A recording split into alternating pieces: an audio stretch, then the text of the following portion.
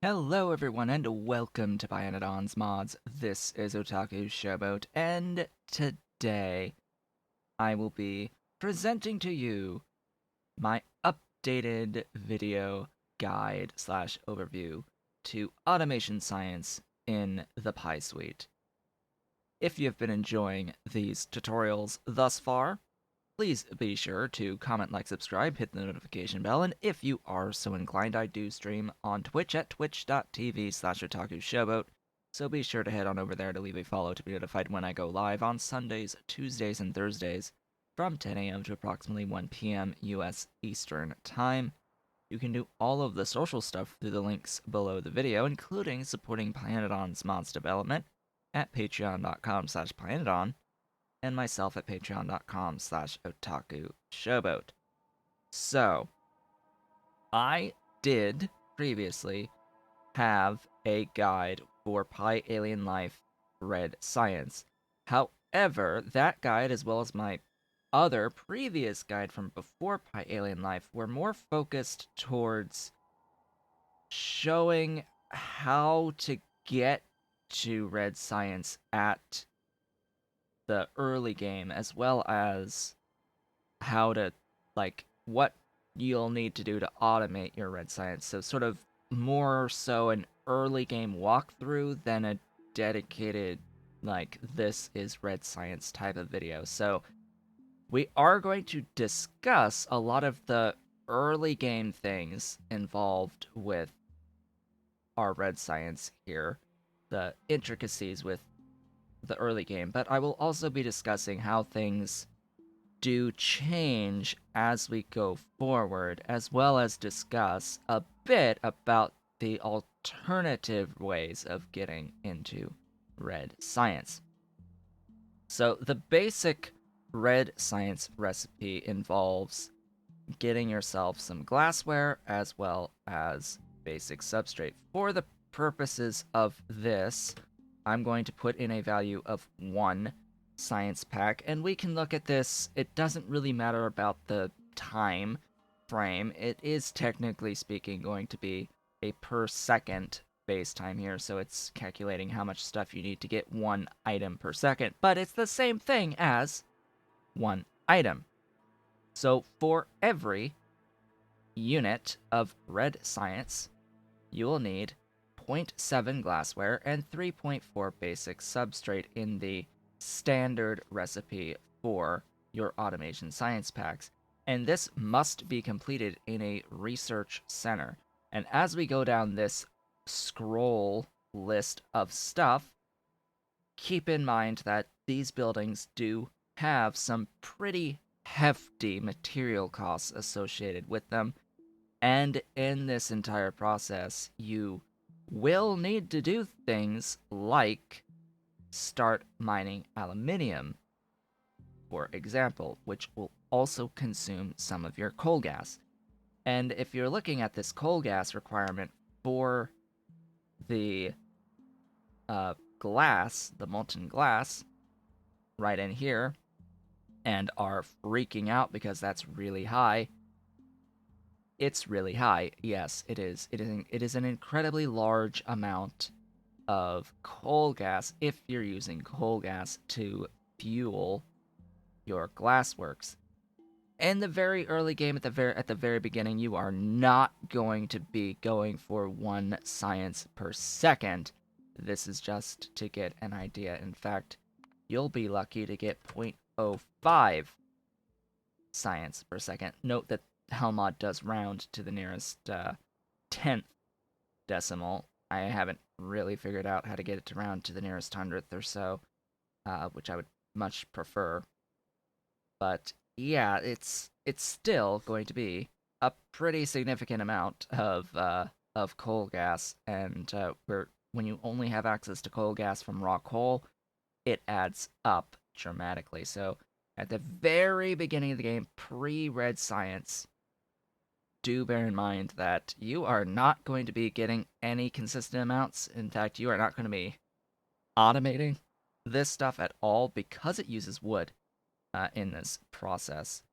In fact, yeah, right in here, it does use wood, so you can't even automate wood until you have the red science anyway and pick up botany tech. So yeah, definitely bear that in mind, and that in this particular production block that I have listed here, I'm not automating the wood either. In fact, it doesn't really make sense for me to show you all of the options for how to get a lot of these ingredients, because for the most part, there's a lot of options for a lot of the different stuff that you have in here. In particular, as we begin, the backwards process will work backwards this time, instead of going forward, as with the raw ore processing. We're gonna just do that in reverse. The glassware, in and of itself, is going to require rubber stoppers as well as molten glass, and the glassworks building can use any fluid with a fuel value. Any fluid with a fuel value. What does this mean? This means you could very much use a whole lot of regular crude oil, right? Like, you could just straight up use crude oil. It would be a pretty significant amount of crude oil at the higher ends. You could use tar. You could use heavy oil. You could use petroleum. You could use coal gas.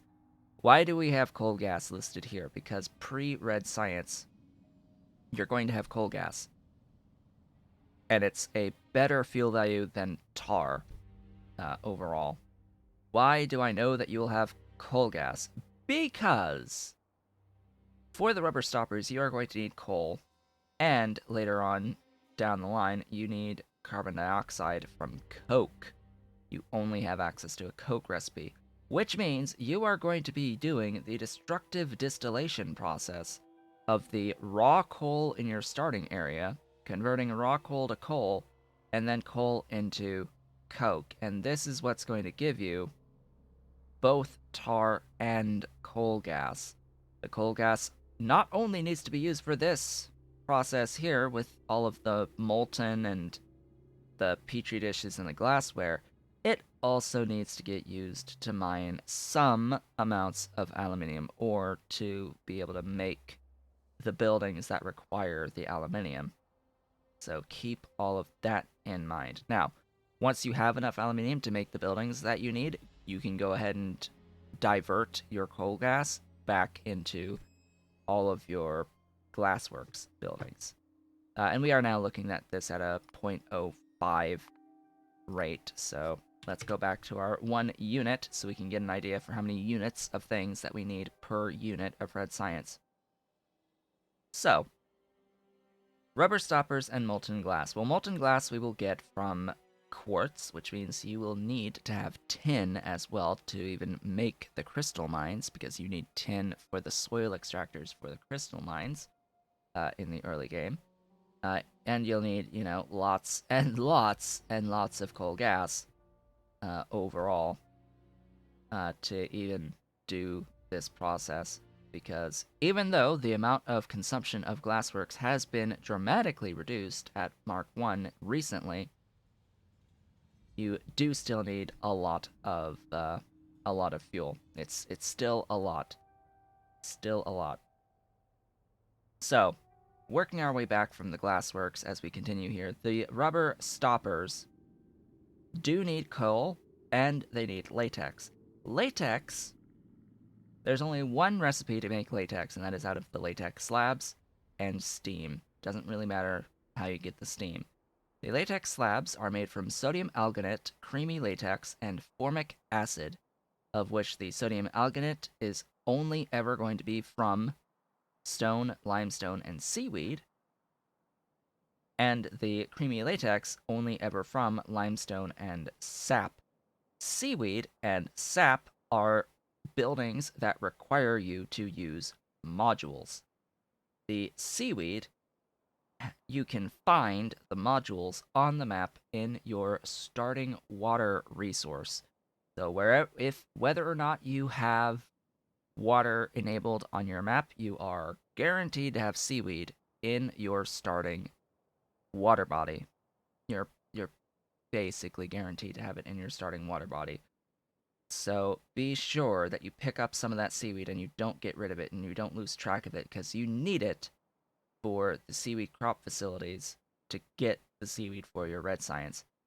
The sap is the exact same, for the exception that you will need to make first some sap trees, which means you need to make a botanical nursery to convert sap seeds into sap trees. Now, how do you get sap seeds? You can make sap seeds from sap, also in a nursery, or you can actually just do the seeds into the trees. You can find sap and seeds at varying degrees in trees on the map. So you can just mine a whole bunch of trees. You can see in the expected resources on these trees here that we've got wood, sap, and sap seeds. Now it says 0.0, it's just because it's truncating a smaller value. It's a single digit percentage, so it's going to show you 0 for now. You should be able to get sap and sap seeds from trees because it has that expected resource, and it will be very rare. Very, very, very, very, very rare. You also need moss, which, of course, I didn't put moss on this yet. So at the very beginning, your moss is out of water and CO2, and you will need to make moss slash find moss. You will need to find your moss to also use as modules in the process, and we'll talk about that once we get into the basic substrate in a little bit. So, limestone, you can just mine it from the ground in a soil extractor. Stone, you'll have to mine from the ground in the early game. Generally speaking, that'll be your sodium alginate. The creamy latex is the sap, and the same thing with the limestone. Now, the sap extractors, by the way, it's a single set fixed recipe. You just place down the extractor, put the modules in, and it goes. There's no input, it just makes sap for you. And that is that. Formic acid for the latex slabs. In the very beginning, in order to get formic acid, you will need to spend iron and copper and carbon dioxide. Iron, copper, and carbon dioxide with water.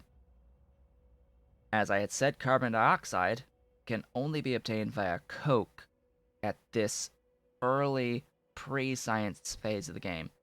After pre-science, you will have access to a much better recipe involving biomass. It is just biomass to CO2. I will always suggest doing the biomass to CO2 because you can get biomass from basically anything through compost plants, which that's assuming you can make the compost plants in the first place.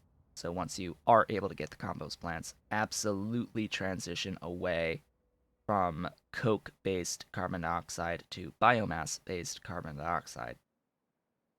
Now, formic acid has an alternative means of obtaining it, but that alternative means, while it does save you on some resources, only really becomes viable towards the mid to mid-late game, because it involves slaughtering Vrauk. Vrauk is the first creature that you will need to make at the once you have your red science automated, it'll be that first creature that you need to make on your path into green science slash your path into circuits. Why? Because you need the Vrauk cocoons to get into cDNA, ultimately.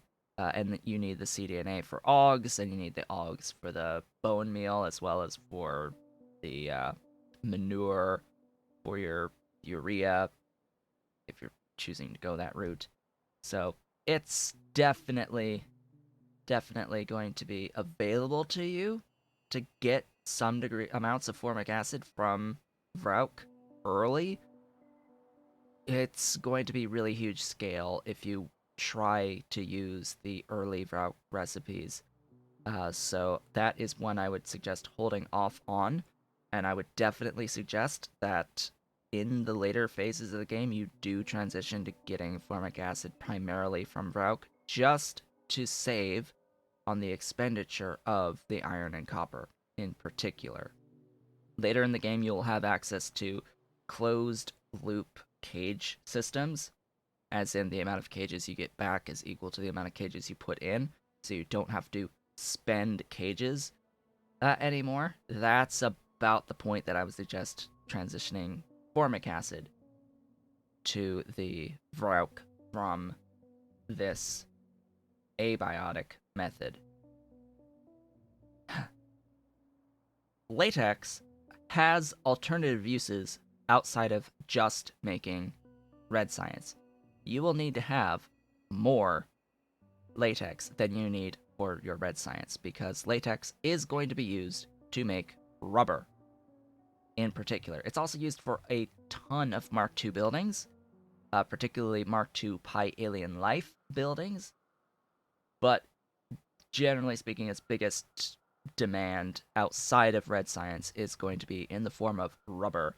And at your red science phase of the game, when you are making rubber to get into green science, you will be spending the latex to rubber at a 1-to-1 ratio.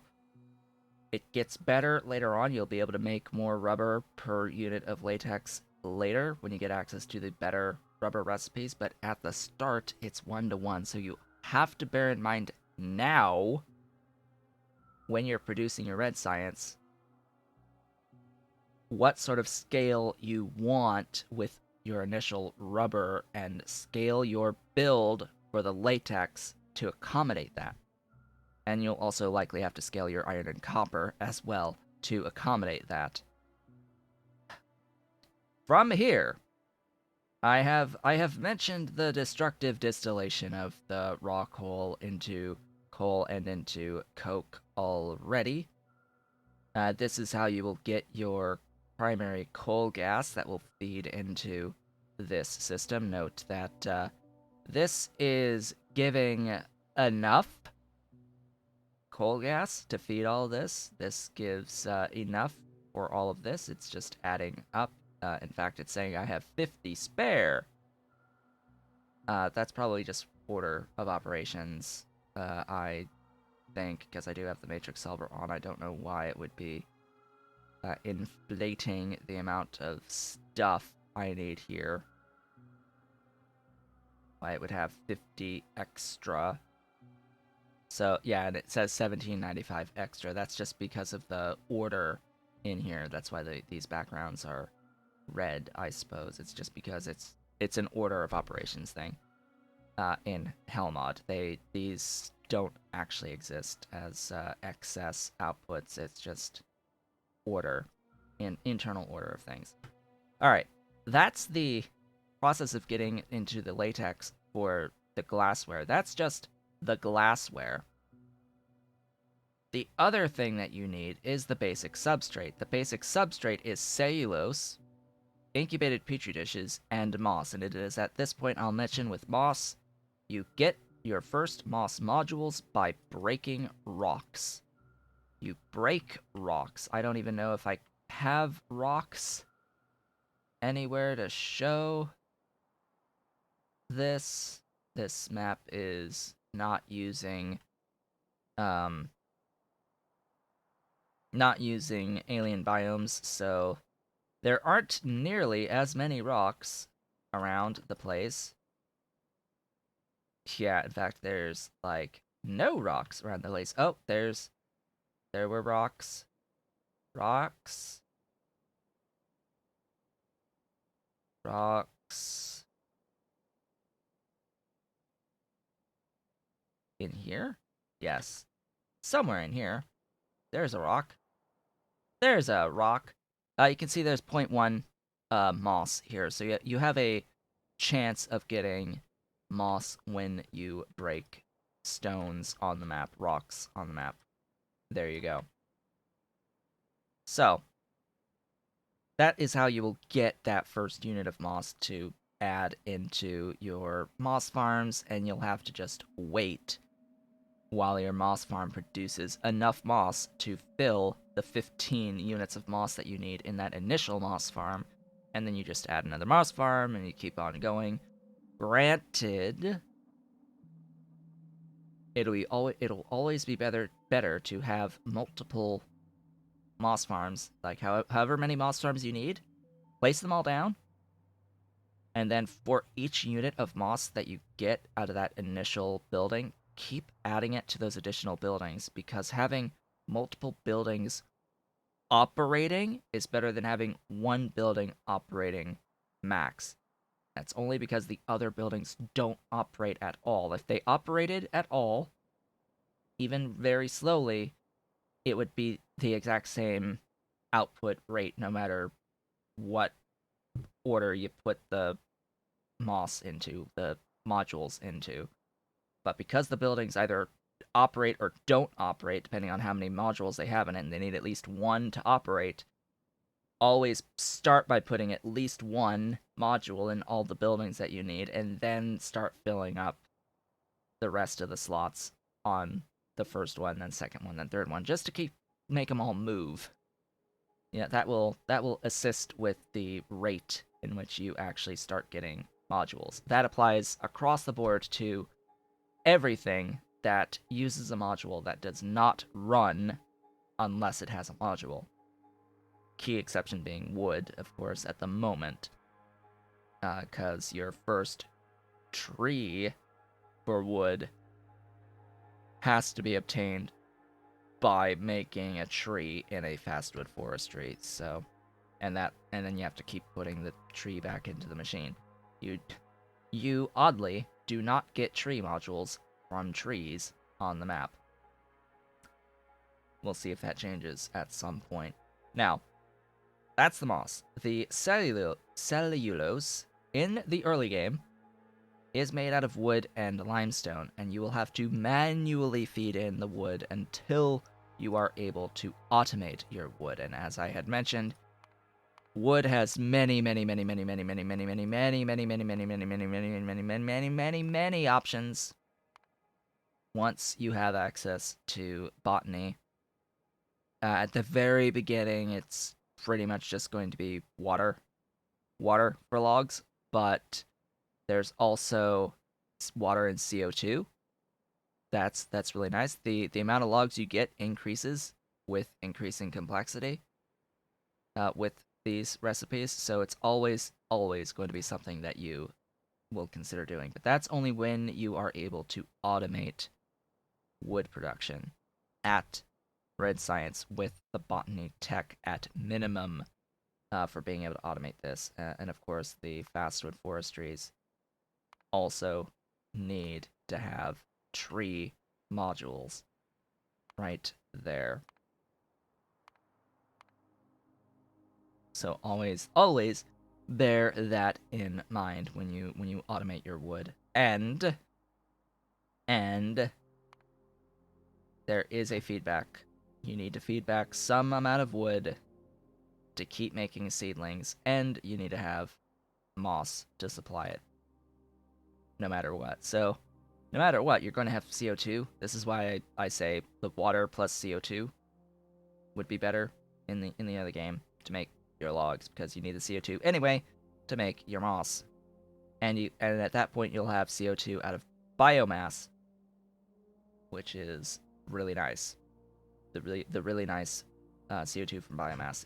This is a whole other topic to talk about once.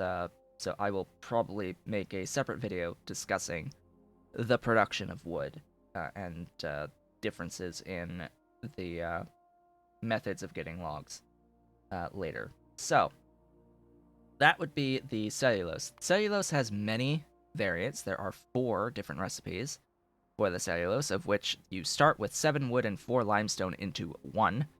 There is also a 10 yotoi leaves and 4 sodium hydroxide into 3. I've never used this. I have never used this. No. Also 10 wood and 3 sodium hydroxide into 2 cellulose. This one is worth considering if you are doing wood into cellulose. The other alternative, by far the most output you're going to get, is out of the 8 raw fiber and 3 sodium hydroxide per 5 cellulose, assuming you get your raw fiber through not wood. There is a wood to raw fiber recipe, but if you do the wood to raw fiber recipe, it actually costs more wood to do this raw fiber recipe than it is to just do the wood into cellulose. I have done that math. It is better to just, if you're starting with wood, to do the 10 wood 3 sodium hydroxide into 2 cellulose versus making it into fiber to make cellulose in here. This raw fiber is definitely intended to be from kickalc through whatever means you want to use to get the raw fiber out of kickalc. And then much later, you'll have to use the cellulose to get nanocrystalline cellulose. Note the 500 C steam there, but that's again a topic for another day. That'll be your initial cellulose. It needs to be hand fed before you automate your red science at red science. That just leaves us with the incubated petri dishes. The incubated petri dishes are done through a microorganism mine on petri dishes. The petri dishes need empty petri dishes that get filled with agar. And the agar is simply seaweed plus steam. Seaweed and steam. So make sure you have enough seaweed and you have steam production through whatever means to get your agar. However, the petri dishes, of course, are also going to need to be cast in a Glassworks building. Now, that completely covers making of your red science at pre-red science. Once you have red science, and let's just say once you are getting into green science, you will have access to better recipes, of which I will note that there is hot air casting versions. There are hot air casting versions of the glassware and the petri dishes, the empty petri dishes. Now, note that you do also get upgraded recipes on top of that.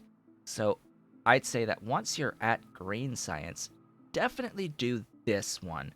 This boron trioxide rubber stopper molten glass hot air, because it's giving you 4. It's giving you 4. Now, in terms of just straight up gains by adding hot air, definitely the stopper plus hot air doubles the not hot air. It's 25%, but it rounds up by adding hot air. And in this case, when you're only dealing with one item, 25% addition to one item is going to be one item when rounded up. So you end up getting twice the amount of output. Now, this is a 1-to-1 stoppers to glassware. This one is also a 1-to-1 stoppers to glassware. So, only, I would say, actually, so you know what? I take things back completely.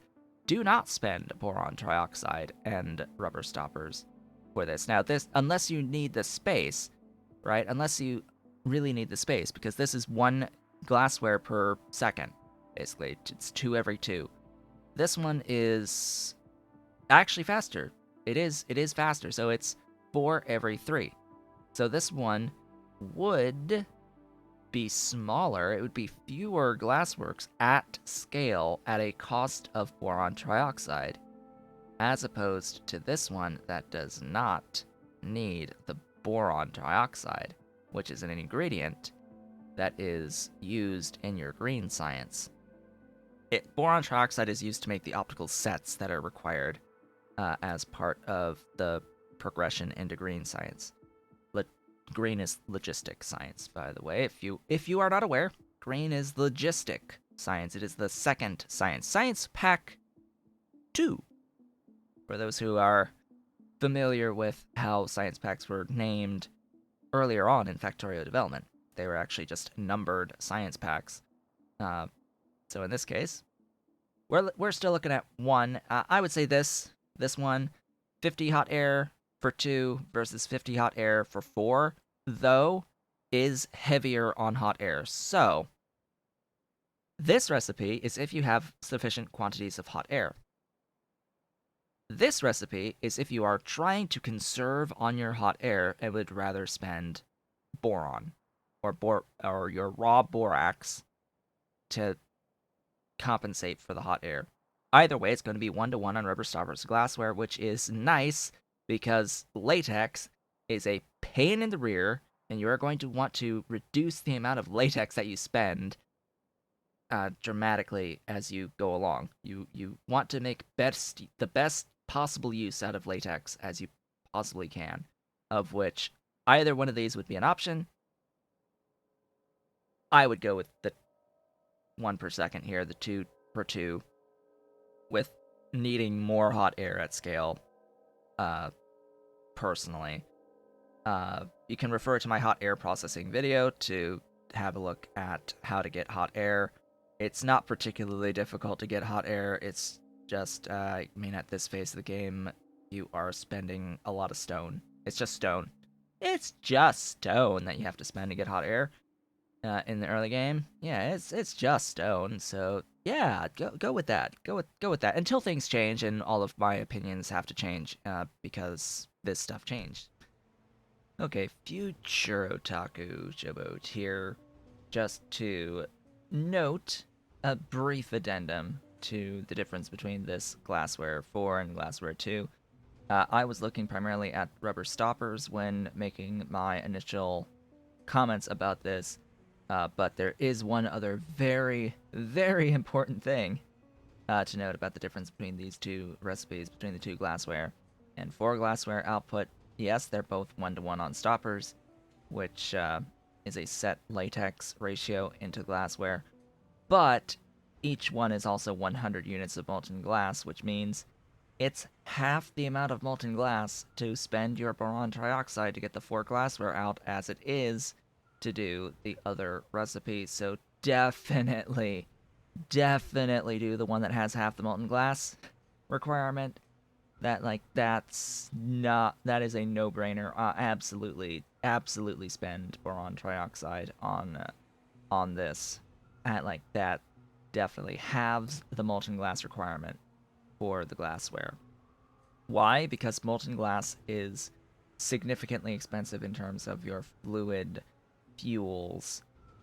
So, and it's also a lot of quartz that you have to process. That's bigger setups to make that molten glass. Always try to save space and entities where possible to keep up your performance. So with that, let's go back to previous me to continue discussing the rest of this production with automation science.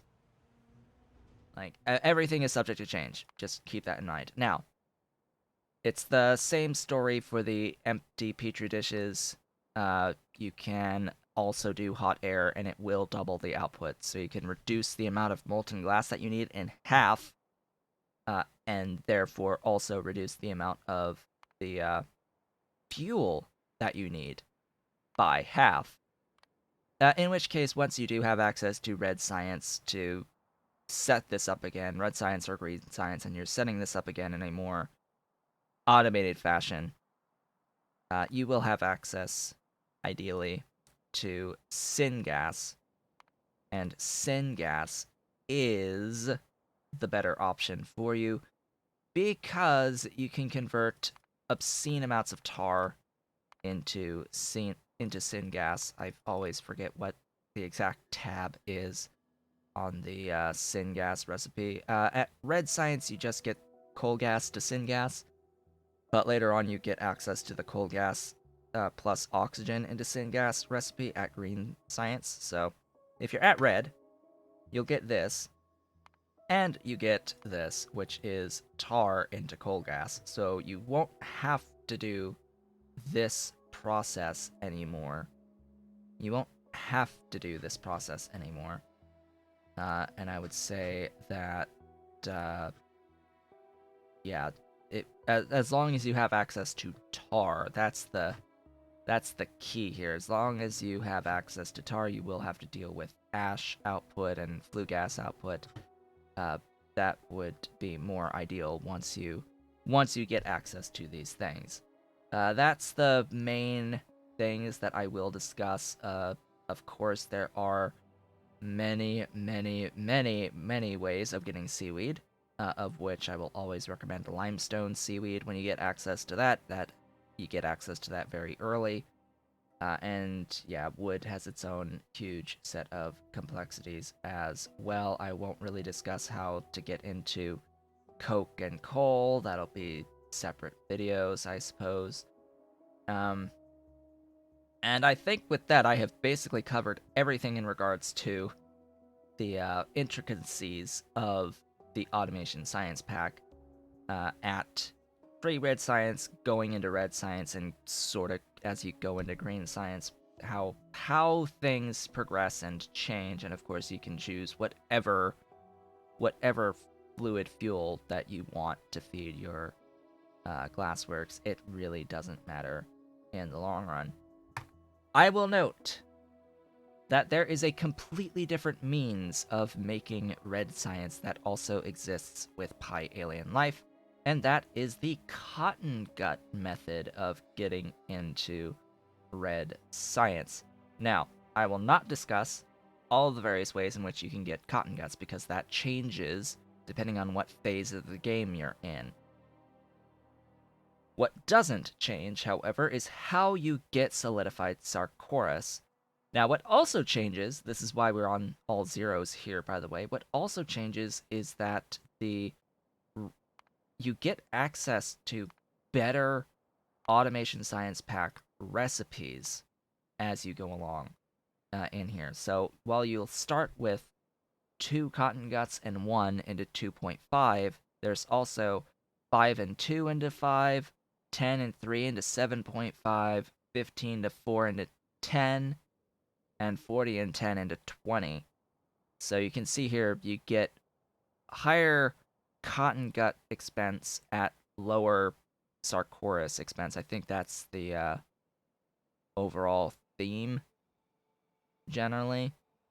So the efficiency changes as you get access to all of these different recipes for the stuff, but it's all using cotton guts and this stuff called solidified Sarcoris.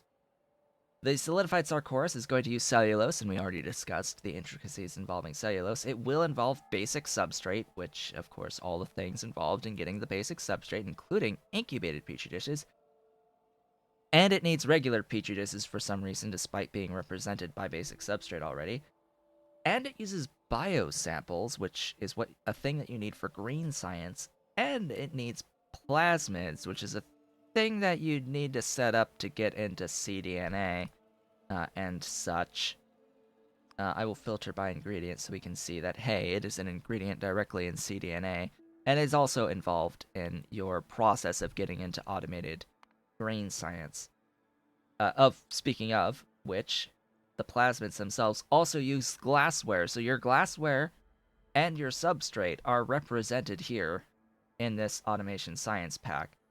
And lab instruments end up also being represented here for green science. So this is a green science ingredient that's being represented in this red science recipe, as well as straight up incubated petri dishes, which is a thing that you're using in basic substrate, and Zogna bacteria as well, which is slightly painful because that's spending of plates directly. Now, I have listed here just an example of an early cotton gut recipe, a very, very early cotton gut recipe. There are many cotton gut recipes, and it gets higher output the later you go in the game. The later you get in the game, the better the output can be. So do bear that in mind as well. Early on, this is not going to be particularly viable. Like this initial recipe where this is not going to be materially cheaper than this recipe here, in this basic recipe. It will not start off as being materially cheaper. It will be more expensive. But it scales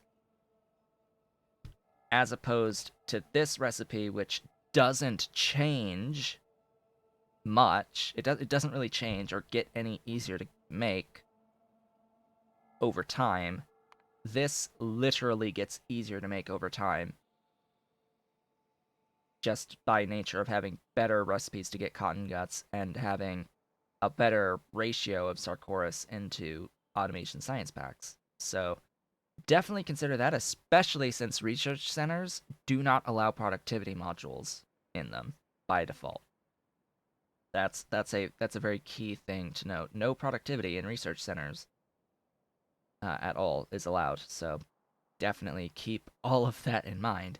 And there are also cotton gut recipes to make logistic science, chemical science, etc.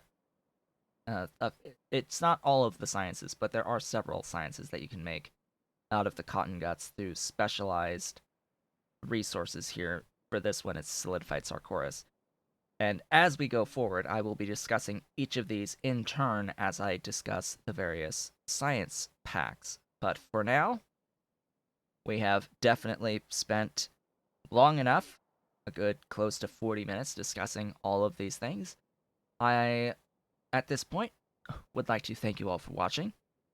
This has been Otaku Showboat. If you have been enjoying this tutorial series thus far, please be sure to comment, like, subscribe, hit the notification bell, and if you are so inclined, I do stream on Twitch at twitch.tv/OtakuShowboat, so you can head on over there to leave a follow to be notified when I go live on Sundays, Tuesdays, and Thursdays from 10 a.m. to approximately 1 p.m. US Eastern Time. You can do all of the social stuff through the links below the video, including supporting Pyanodon's mods development at patreon.com/Pyanodon, and myself at patreon.com/Otaku Showboat. I will, of course, see you all on the next one.